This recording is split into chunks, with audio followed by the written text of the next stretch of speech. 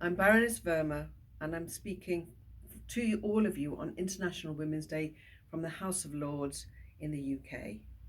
It is so important for us to recognise this day.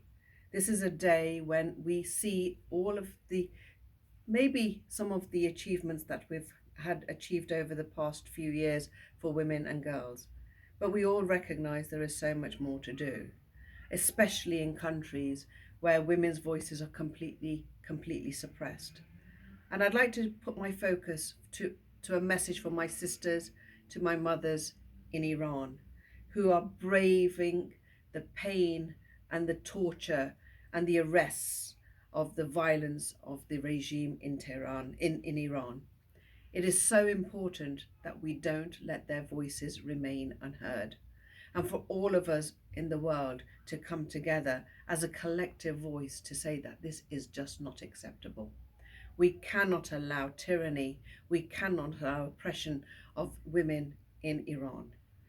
Over the last 40 years or so, women have come together, bravely led by a woman from the front, Madame Rajavi, who has given all of us a 10-point plan that will introduce pure, proper democracy to Iran. We must stand by our sisters. We must stand by our mothers. We must ensure that they have the same access to human rights as the rest of us expect. So we mustn't be appeasers of oppression. We certainly mustn't be appeasers of those who promise that they will change and do not change. If a woman's voice is not heard, it means that they are not being given the right to a human right. And that should not be acceptable to any of us.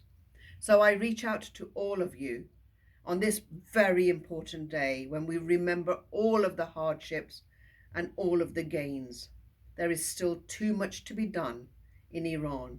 And to my sisters in Iran and outside of Iran, to all of those that support those people inside of Iran, let us keep our foot on that pedal very much to put pressure on all of our governments, all of our politicians, to demand that their voices be heard, that demand that those women, those girls have a bright future under democracy and not tyranny. I wish you all a very, very productive International Women's Day.